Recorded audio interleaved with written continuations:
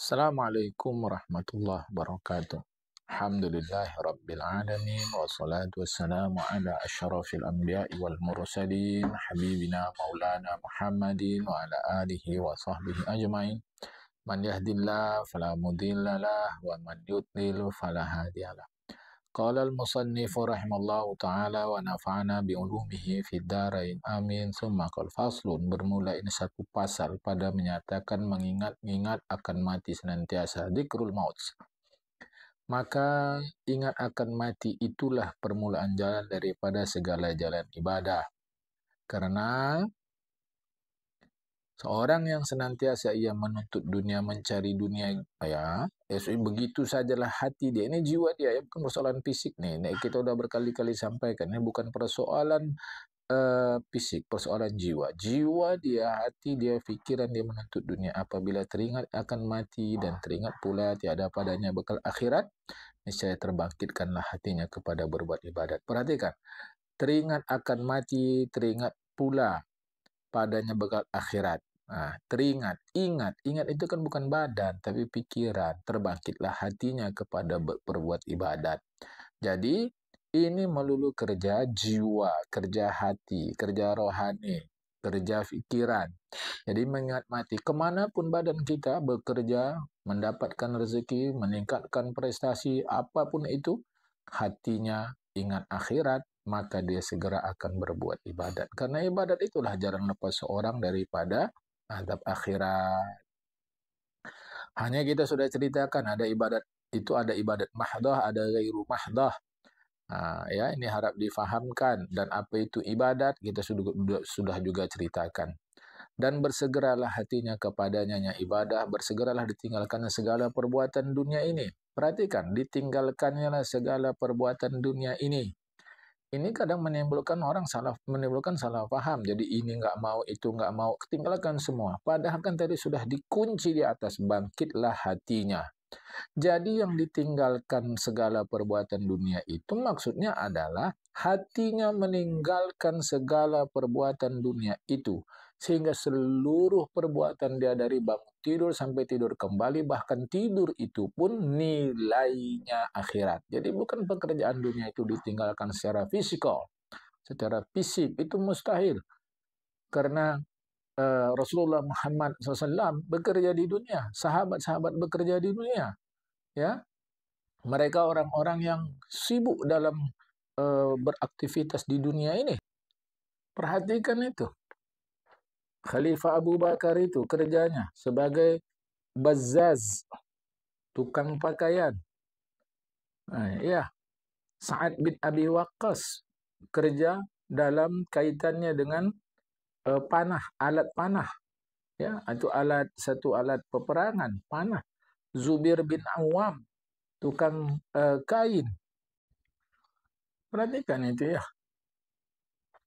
Khalifah Abu Bakar, Utsman bin Affan, Talha, Abdurrahman bin Auf. Ini orang-orang yang berdagang kain. Mereka mengerti seluk-beluk kain. Tadi Sa'ad bin Abi Waqqas terkait dengan panah. Produksi panah. Zubair bin Awam itu tukang jagal hewan.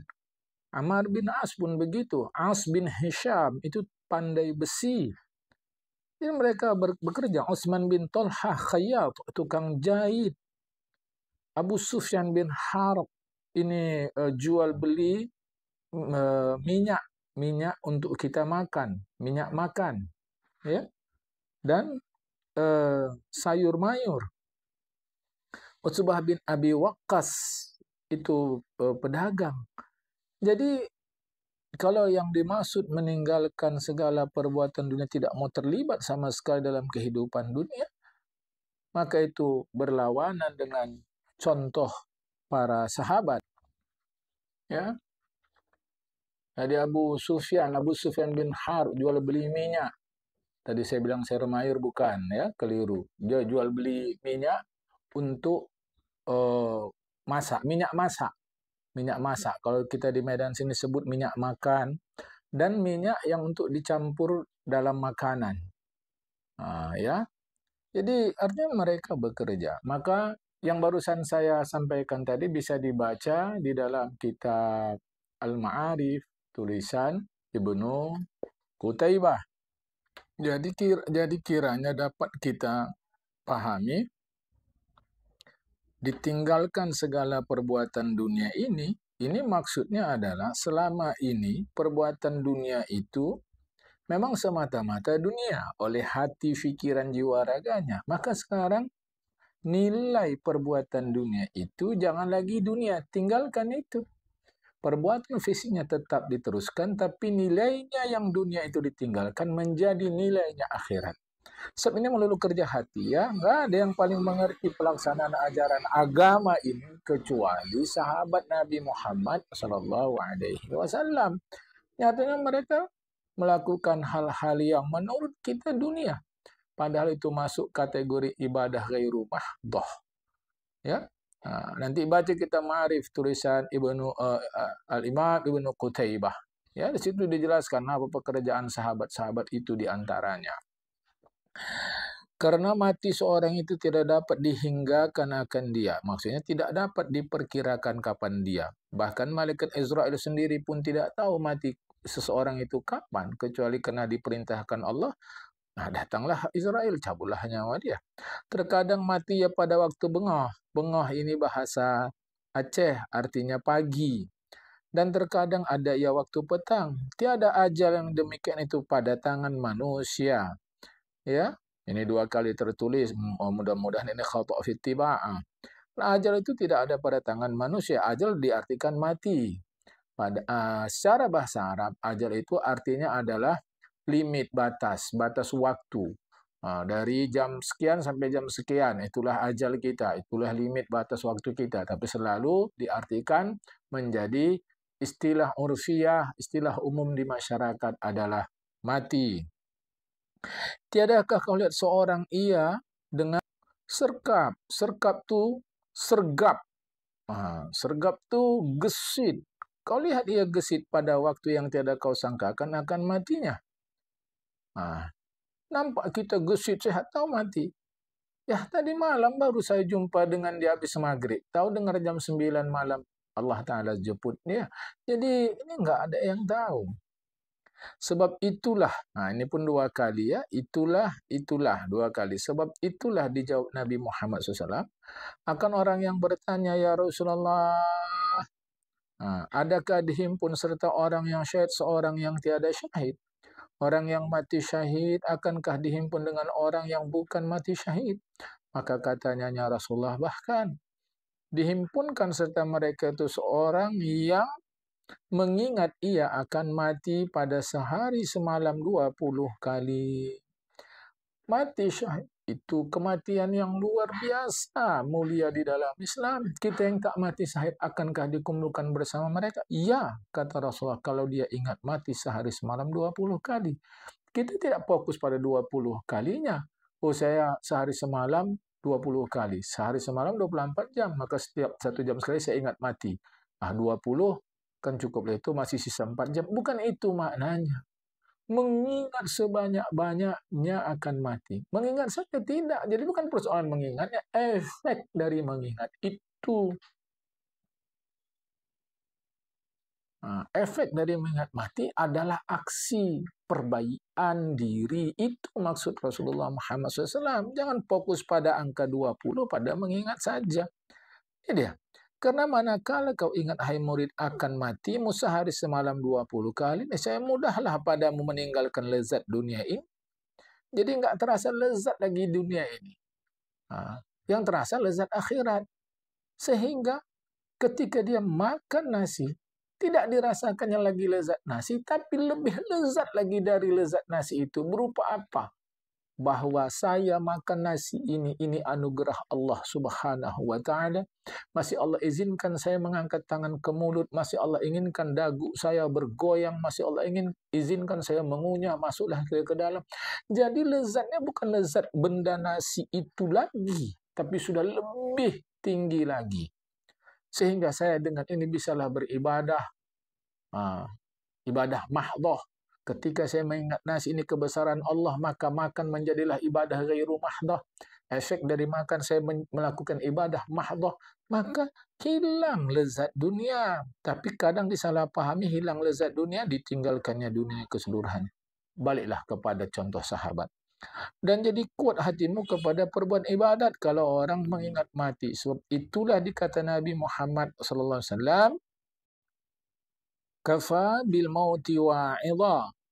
Memadalah, cukuplah mati itu, dengan mati itu menjadi pengajaran manusia bagi manusia daripada lalai dengan dunia ini.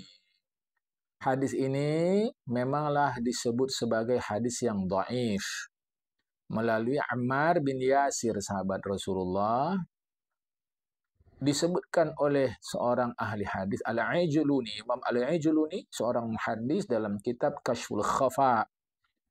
Imam Tabrani juga mengeluarkan hadis ini dalam kitab Majma'uz Zawaid. Imam Qudai juga dalam Musnadus Syihab, Imam Baihaqi dalam Syu'abul Iman. Ya.